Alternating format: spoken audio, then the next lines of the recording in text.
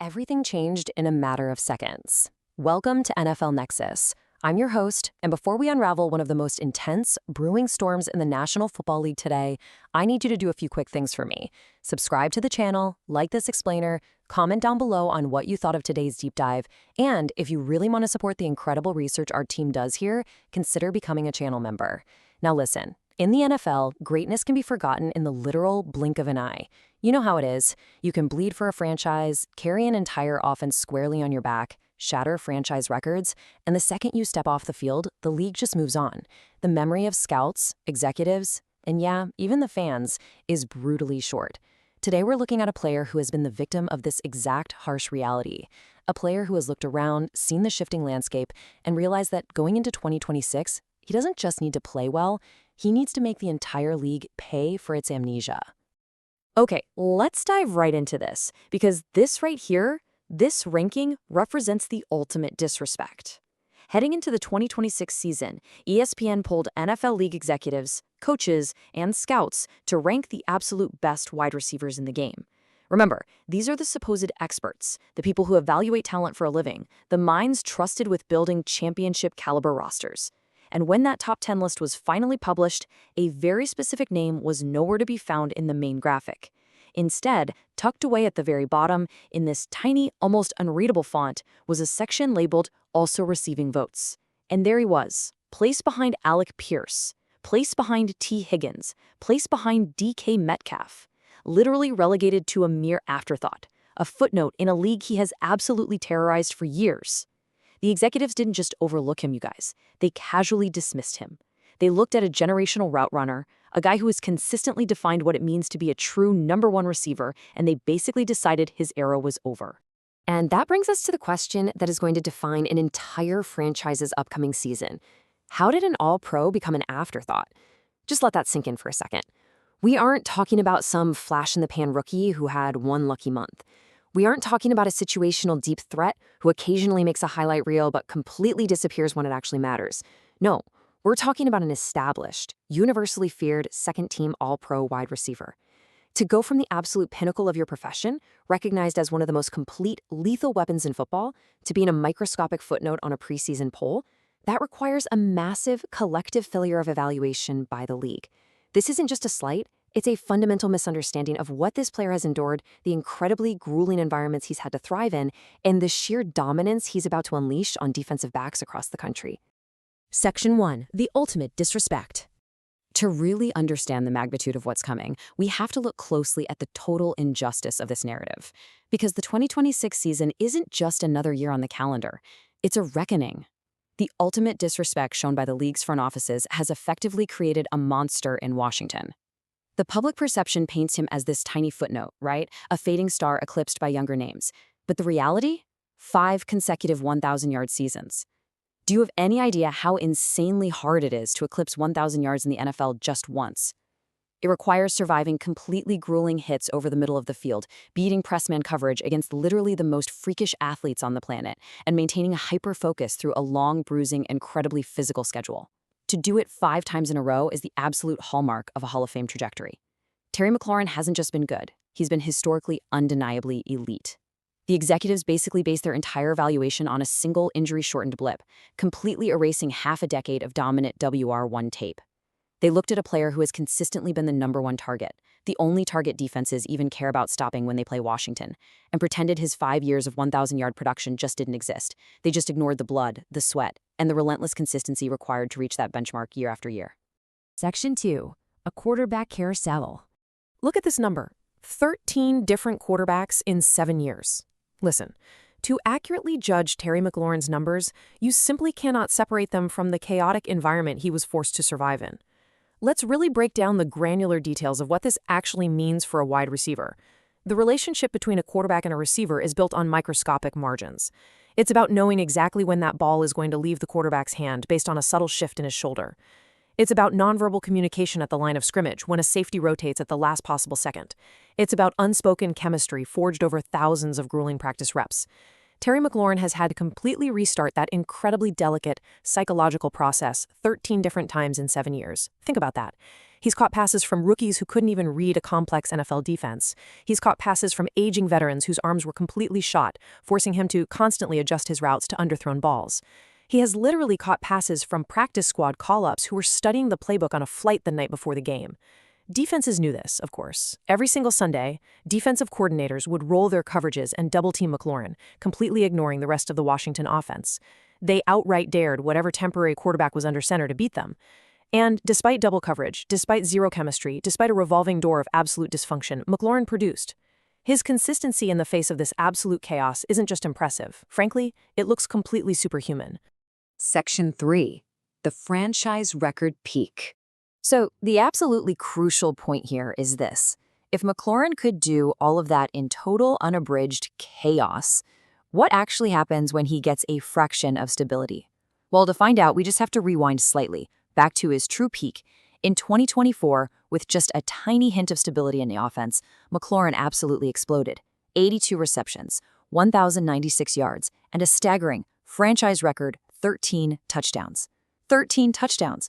That means in the red zone, where the field naturally shrinks, where the defense condenses, and where literally every defensive back on the field knows exactly where the ball is going, nobody could stop him. This 2024 campaign rightfully earned him second-team All-Pro honors. He proved beyond a shadow of a doubt that with even average, consistent quarterback play, he is a top 5 receiver in the National Football League. He showcased this elite ability to win off the line of scrimmage and just outmuscle defenders for the football. But then came the 2025 Valley. A really unfortunate injury derailed his momentum, limiting him to just 10 games. And because of this incredibly small sample size, because he was physically unable to be on the field for 7 games, the league executives basically collectively hit the delete button on his entire legacy. They mistook a physical injury for a sudden decline in talent. They completely forgot the sheer, unadulterated dominance he had put on tape just months prior. Section 4. The unlikely consistency. And here is the big secret the scouts completely missed. Even in the darkness of that injury-plagued, shortened 2025 season, if you actually look at the granular details of his tape, his fundamental, elite skills never wavered. Not for a single second. I want you to just stare at this number. 1. During his incredibly chaotic 2025 season, while battling through grueling physical injuries and dealing with yet another completely disjointed offensive rhythm, Terry McLaurin was targeted 60 times. Out of those 60 targets, in the pouring rain, under the stadium lights, taking vicious bone-rattling hits from safeties over the middle, he dropped exactly 1 pass. 1 dropped pass. That is a level of concentration and sheer hand-eye coordination that genuinely defies logic.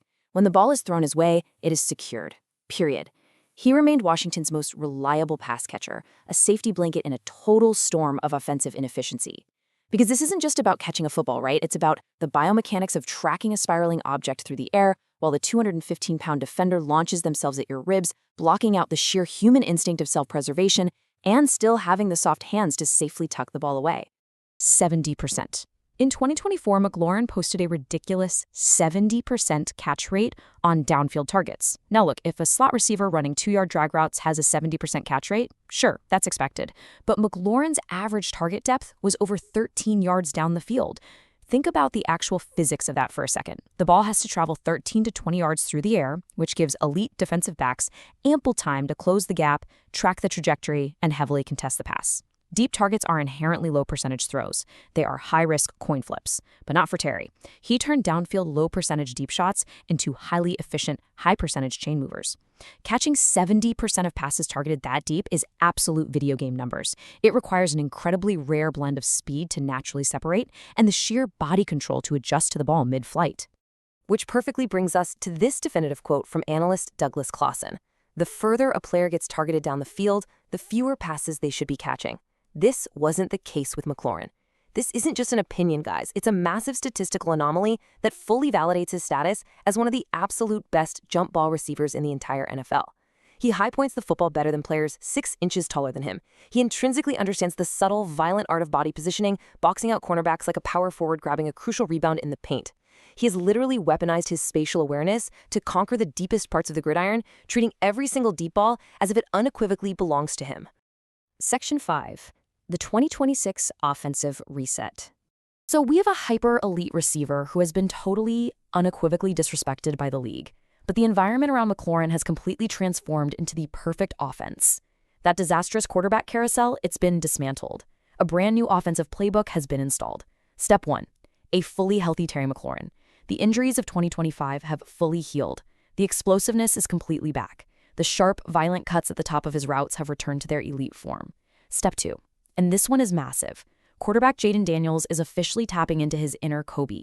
Reports leaking out of training camp are heavily highlighting Daniels embracing the Mamba mentality, an obsessive, unrelenting focus on perfection, film study, and a killer instinct. He isn't just looking to manage games, he is looking to surgically dominate them. And an elite, highly driven quarterback absolutely needs a hyper-reliable WR1. They are building a telepathic connection on the field as we speak. Step 3. A dynamic slot weapon. For years, defenses have just rolled their coverages entirely to McLaurin's side of the field because honestly, they didn't respect anyone else on the roster. That changes right now. Rookie Antonio Williams specifically unlocks McLaurin. Let's look at the details on this kid. A blistering 4.41-second 40-yard dash, 11.2 yards per catch, 15 touchdowns over his last 2 seasons at Clemson, and they snagged him in the 3rd round. Williams is a shifty, terrifyingly quick pass catcher who basically specializes in creating massive yards after the catch directly from the slot. So why does this matter so much for Terry? It's simple, defensive geometry. If a defense puts 2 safeties deep to double-team McLaurin on the outside, they're now leaving the middle of the field wide open for a 4.41 speed receiver to run completely rampant and turn a simple 5-yard slant into a 50-yard nightmare. Defensive coordinators are now trapped in an impossible schematic bind. If they drop a safety down into the box or the slot to cover the rookie mismatch, they are forced to leave their outside cornerback on a one-on-one island against Terry McLaurin. And as we've exhaustively established today, leaving Terry McLaurin in one-on-one coverage down the field is a guaranteed death sentence for a defense. Section 6. Reclaiming elite status. We are at the climax of this narrative. Training camp has officially begun. The pieces are all finally, painstakingly in place. This isn't just about having a quiet bounce-back year.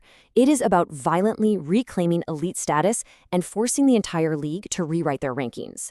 Summarizing the perfect storm brewing in the nation's capital right now.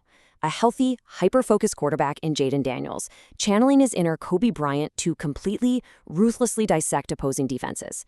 A brand new, explosive offense designed specifically to exploit mismatches and punish double teams with dynamic secondary weapons, ensuring defenses can no longer cheat to one side of the field without paying the price. And at the absolute center of it all, a veteran wide receiver with a massive, unshakable chip on his shoulder. A player who spent the entire grueling summer looking at a piece of paper that literally listed him as also receiving votes. A player who knows that his legacy, his 5 straight 1,000-yard seasons, and his superhuman consistency have been completely disrespected by the establishment. The stage is set, the lights are on, and we are looking at a devastating, uncompromising revenge tour. And that leaves us with this final high-tension question as Week 1 rapidly approaches. Will 2026 remind the league who Terry McLaurin really is? Because if the executives, the scouts, and the opposing cornerbacks think they can just leave him as an afterthought, they are about to learn a very painful, very public lesson on the gridiron. Thank you so much for diving into this explainer with me. Remember, if you want more deep, cinematic analysis on the stories the mainstream media completely ignores, hit that subscribe button for NFL Nexus. Like this explainer, drop a comment with your exact predictions for McLaurin this year, and be sure to become a channel member today to support the work we do. Until next time, keep your eyes on the tape.